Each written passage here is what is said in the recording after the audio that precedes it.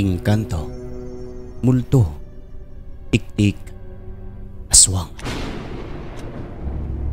Mga karanasang hango sa tunay na buhay, mga kaganapan na mayroong basihan. Bago ko simulan ang kwento, ay dalangin ko sa Panginoon, bigyan tayo ng proteksyon, lakas, at yakapin ang mga taong nagdurusa. In nomine Jesu Christi. Amen.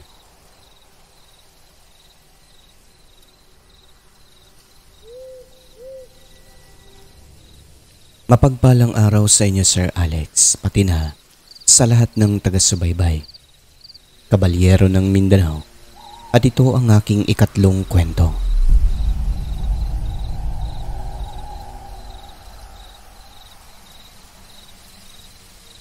Taong 1981, natagpuan ni Maria ang lalaking kanyang naging kabiyak.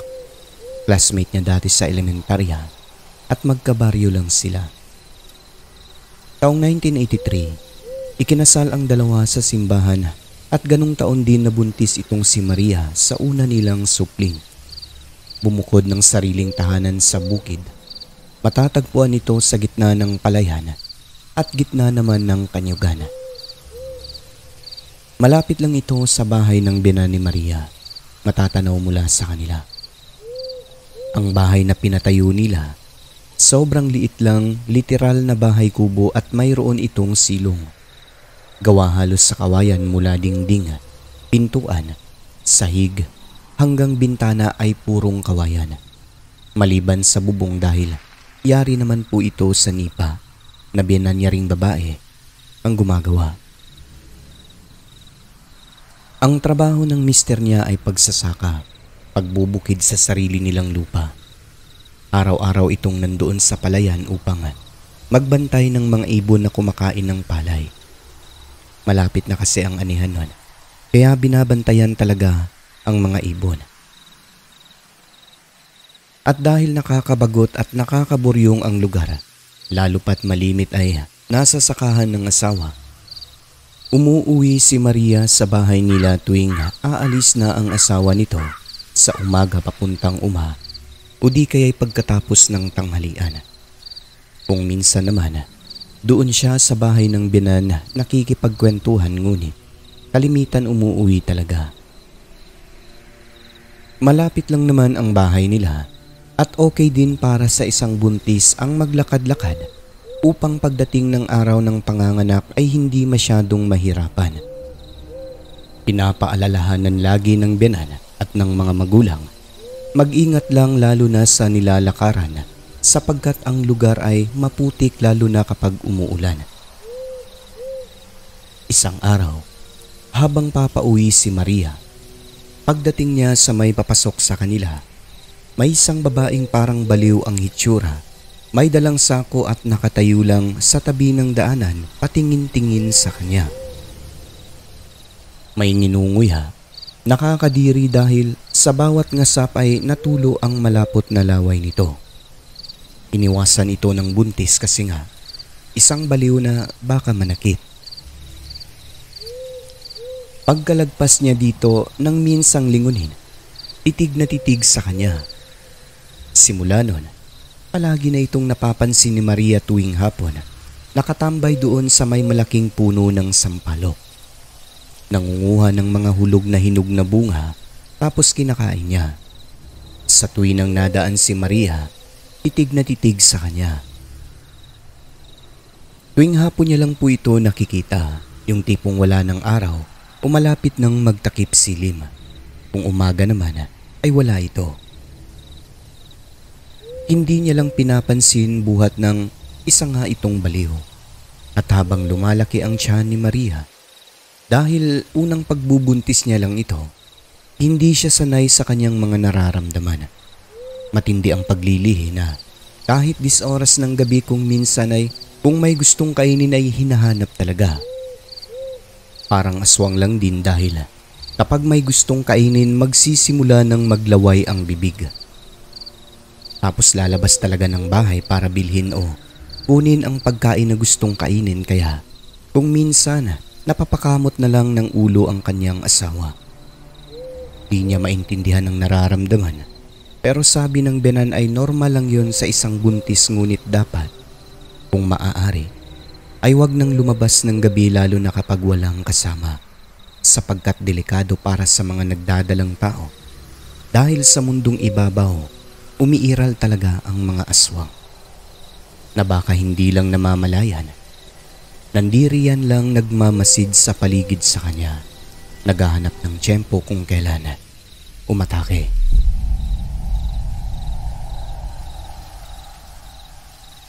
Ngunit tagos lang sa kabilang tenga ang mga paalalang yun ng biyanan, sapagkat Ani Maria alangan naman pigilan niya ang kanyang sarili. Hindi niya mapigilan ang paglilihi. Kaya kahit pagod ang asawa, sinasamahan na lang talaga siya papunta sa tindahan.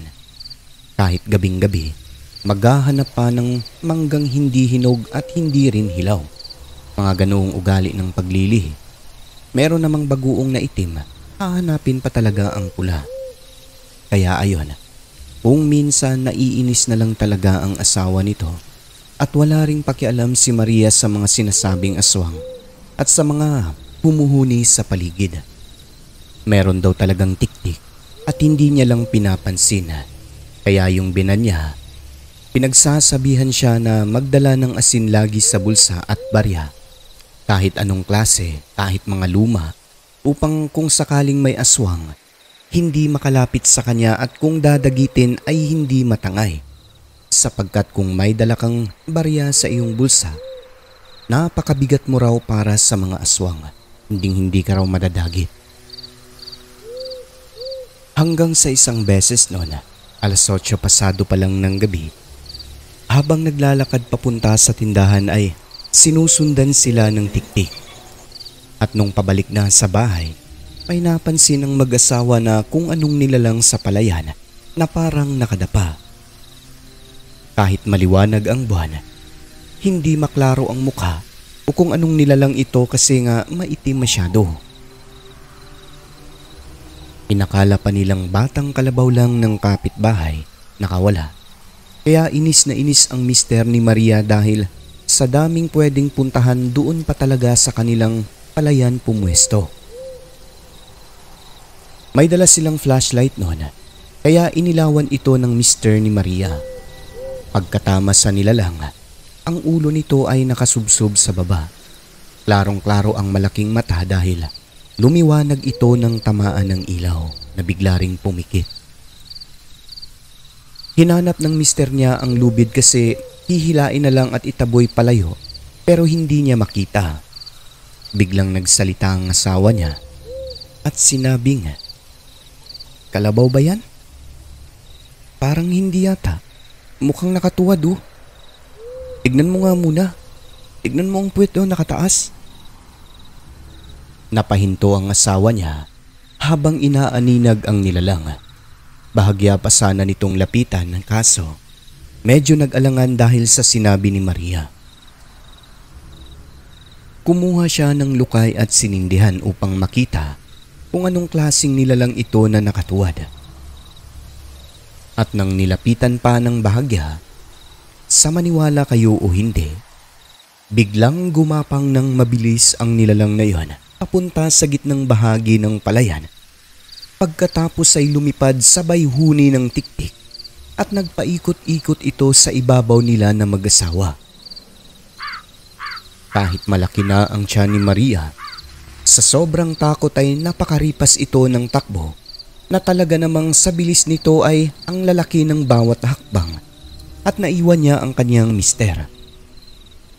Tuloy-tuloy ang pagtakbo, diretso sa bahay ng binan. Pagdating doon, "Yan na nga ba sinasabi ko sa inyo eh? Huwag ka kasi labas ng gabi. Alam mo namang buntis ka." Napagsabihan ng buntis dahil medyo may katigasan din talaga ang ulo. Mabuti na lang at hindi madulas ang bahaging yon dahil kung nagkataon may posibilidad na madisgrasya si Maria. Kwento ng kanyang mga biyanan, ang bantog na aswang sa lugar ay matagal nang namayapa. Pero hindi sila naniniwala na walang tumanggap noon. Bago mamatay ang isang aswang, kailangan munang maipasa ang binhi nito sa anak o sa kung sino mang mga kaanak. At kung hindi taga-pamilyang yon ang aswang, pwede rin daw yung babaeng baliw na madalas nakatambay sa malaking puno ng sampalo. Simula noon, hindi na gaanong lumalabas si Maria. Binilhan ito ng mga pagkain at prutas para hindi na lumabas ng bahay lalo na sa gabi. Pero ewan ba, may mga buntis talaga na hinahanap yung wala. Ngunit madalang na lang siyang lumalabas ng bahay. Pero kahit ganon, patuloy pa rin ang pagbisita ng tiktik sa bahay nila. Mararamdaman nila yon kapag tumatahol na ang mga aso ng biyanan.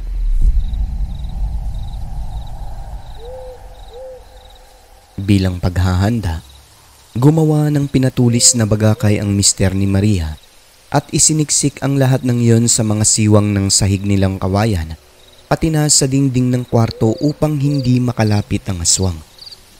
At naglagay din ng itak sa silong para kung may aswang natutuwad doon ay masusugatan ang puwet nito.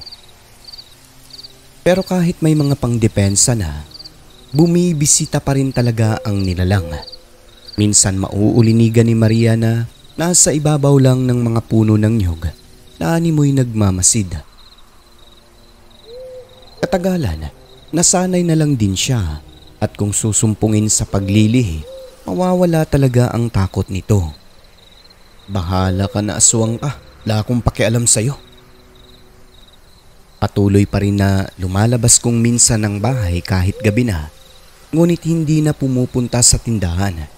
Nadala na rin talaga sila ng kanyang asawa sa naging karanasan na makakita ng nakatuwad na aswang. Na baka maulit ang pangyayari na yon, na baka sa susunod ay atakihin na sila. Hanggang sa nilagnat si Maria ng ilang araw kaya nagpatingin na sa espesyalista. Maayos naman ang kalagayan ng bata at dala lang daw ng pagbubuntis. Ang biyanan niyang babae ay hindi makampante kung kaya pinatawa si Maria. Pagdating doon, tanong ng magtatawas, "Lumalabas ka ng gabi?" Sumagot naman ng biyanan niya at sinabi nga, "Ay oo, hindi yan mapigilan ng sarili niya dahil naglilihi." Unang anak mo ba ito, Inday? "Opo, lolo." Nakikita ko inaaswang ka. Gabi-gabi, paikot-ikot lang itong aswang na ito sa bahay ninyo. Mag-iingat kayo. Magsaboy kayo ng asin bago magdilim.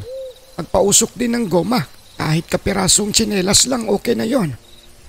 Sige po, lolo. Gagawin namin yun. Sige. Ito ang langis, Malalaman mong may aswang sa malapit kapag kukulo yan. Pagkatapos noon ay nagpaalam na sila at umuwi. Simula noon kahit papano, maayos naman ang kalagayan ng buntis. Makalipas ang ilang araw, namatay ang tiyahin ni Maria na malapit lang sa bahay ng kanyang mga magulang. Kaya nang dahil doon, gabi-gabi silang naglalamay pero kung hating gabi na ay hindi na sila umuuwi. Yung bote na may lamang langis na galing sa magtatawas, dala-dala niya lang yun lagi nakasilid sa bulsa ng kanyang bag na maliit. Sa tuwing uuwi sila sa kanilang bahay ng medyo maaga-aga pa, meron daw talagang mga kakaibang huni sa paligid na tila ba nakabuntot lang sa kanila. Hindi lamang nila pinapansin at sa kabila ng mga pagpaparamdam na yon, ay maayos naman po silang nakakauwi. Sa huling lamay ng tiyahin ni Maria, umuwi sila noon ng bahay nila sa palayan ng mga 11:00 ng gabi. Dito lang napansin ni Maria na yung bote ng langis ay halos wala ng laman dahil sa kakakulo nito. Ilang gabi na pala silang binubuntutan ng aswang na hindi man lamang napansin buhat ng hindi tinitignan ang langis. Kung hindi pa kinapa sa bulsa, ay hindi pa malalaman na halos wala na palang laman. At dahil halos araw-araw at gabi-gabi sila noon na pumupunta sa lamayan, Hindi na nagagawa yung Billy ng magtatawas na magpausok ng goma at magsaboy ng asin tuwing hapon hanggang sa mailibing yung namatay. Kaya hindi rin nila naramdaman ang presensya ng aswang na nasa tabi lang pala ng kanilang bahay lagi nagmamasid. Yun ang dahilan kung bakit halos matuyo na ang langis sa kanyang bote. At yun na nga, ng araw din na yun. Kinagabihan, nakatulog agad ang mister ni Maria dahil sa pagod at nakainom din ito. Habang siya, hindi makatulog kasi nga nalaman niyang tuyong-tuyo na ang langis na palatanda ang may lumalapit talaga na aswang. Nakahiga lang siya noon habang nakikiramdam. Nang maya-maya pa, bigla na lang may dumapo sa bubong ng bahay nila. Alam mong malaking nilalang ito buhat ng umuga talaga ang munting tahanan ng mag-asawa. Hindi kagad nakagalaw si Maria. Nakatitig lamang ito sa bubong ng bahay nila. At ilang sandali ay nakita niyang lumulundo ang nipa ng dahan-dahan na halatang merong gumagalaw o gumagapang na mabigat sa taas. Kaya ginising niya ang mister kaso tulog na tulog ito ng mga sandaling yon na kahit anong yugyog ay hindi talaga nagigising. At habang pinupukaw niya ang mister, titigil din ang nilalang sa ibabaw kung kaya hindi na lang din gumagalaw si Maria. Di nagtagal, nakarinig naman siya ng nakakatakot na hingal sa bubungan at kasunod noon, tumigas ang kanyang tiyan na parang sumasakit na, kaya sa puntong yon ay hindi na nakatiis ang buntis. Nararamdaman niya kasing parang may kung anong hindi magandang mangyayari kung hindi siya kikilos kung kaya. Nang magkaroon ng lakas loob, inunahan na niya ang aswang. Ang ginawa ni Maria, dahan-dahan niya na kinuha ang mahabang pinatulis na bagakay sa sahig dahil tutusukin niya raw ang aswang.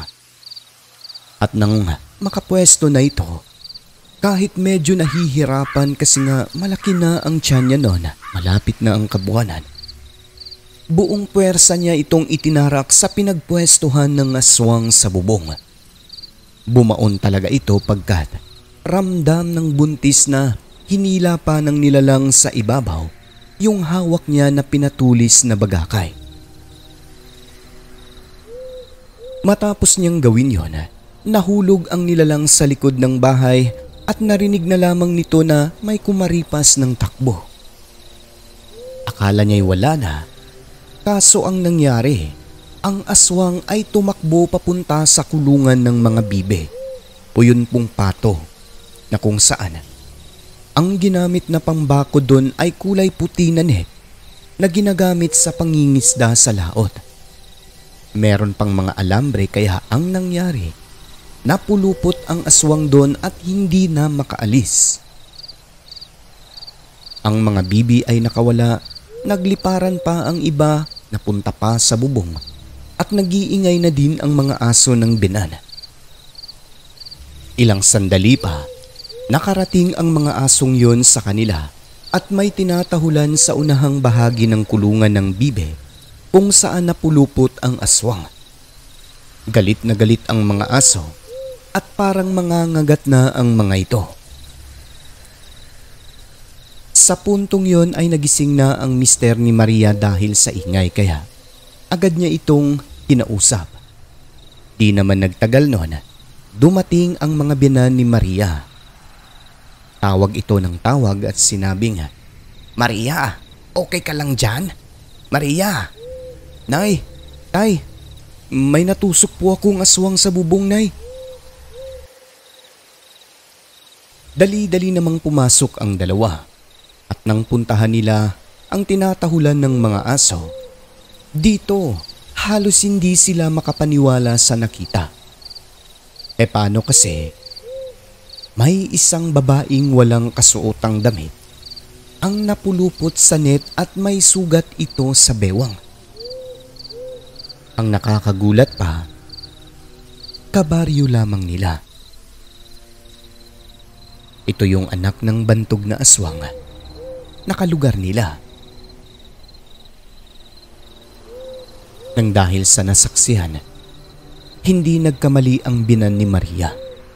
May tumanggap talaga sa pagkaaswang noon bago na mayapa. At dahil kilala nila ang babae, hindi nila ito sinaktan. Agad na inutusan ng asawa ni Maria ng tatay nito na puntahan ang mga kaanak nitong aswang at magtawag na rin ng mga taga-barangay. Grabe yung pagmamakaawa ng babae. Ang sabi nito, hindi naman daw siya masama. Sagot ng binan ni Maria na halos mangingitak na sa galit. Kung walang ginawang masama, bakit napunta roon? Alangan naman daw mga bibi ang pakay nito.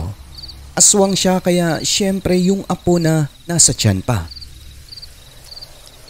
Ang sarap lang daw pagtatadyakan kaso nakakaawa rin dahil walang damit at umiiyak. Nakapulupot pa sa net kaya ayon, tinatanong na lamang nila. Di nagtagal, dumating naman ang mga kaanak ng aswang.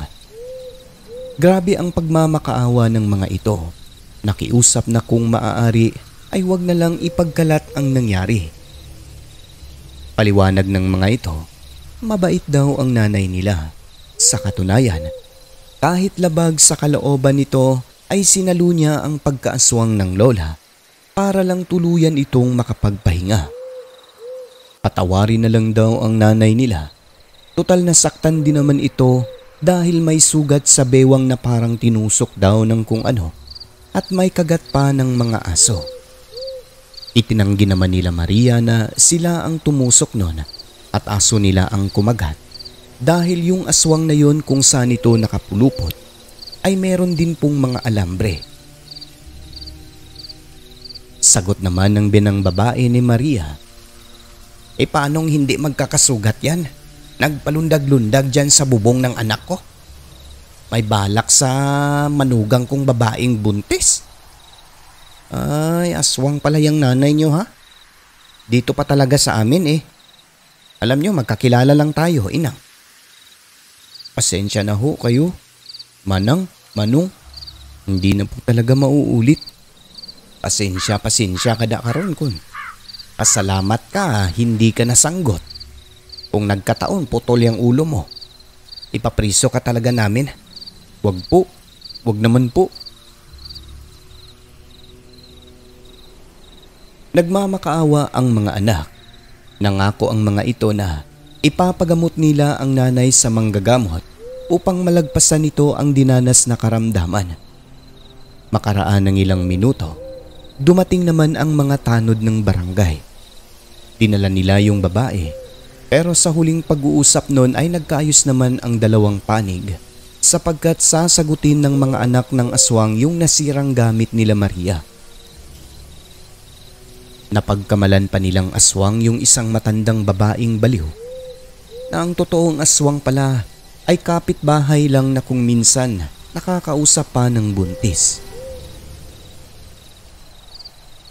Ganon pa man, sa kabila ng mga nangyari ay pasalamat pa rin talaga ang pamilya nila Maria dahil walang nangyaring masama sa kanila. At yun na nga, ilihim nila ang kaganapan. Ngunit dahil may ibang taong nakasaksi kahit ilihim pa sa panig ng pamilya nila Maria, nabulgar pa rin talaga ng mga tao ang tungkol sa pagkaaswang ng kabaryong babae. Siya ang laging laman ng usapan ng mga tao, kaya dahil sa kahihiyan ay halos hindi na lumalabas ng bahay itong aswang. Hanggang sa ibinenta na lamang ng mga ito ang bahay at lupa, pagkatapos ay umalis sa baryo, lumipat sa ibang lugar. Siguro hindi rin gumaling yung nanay nilang aswang. Kasi nga ipapagamot daw yun. Kaya minabuti na lamang na lumisan kaysa sa laman lagi ng mga chismis ng mga tao sa baryo at araw-araw na binabantayan.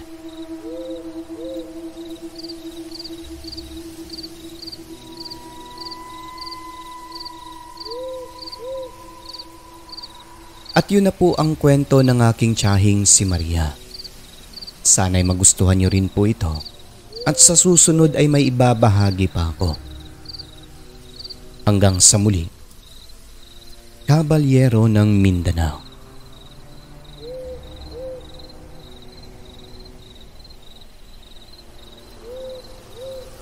Ang mundong ating ginagalawan ay nababalot ng kaiwagaan na tanging ang Diyos lamang ang siyang may kasagutan. Ako po si Alex at ito ang Southern Mindanao Creepy Experience.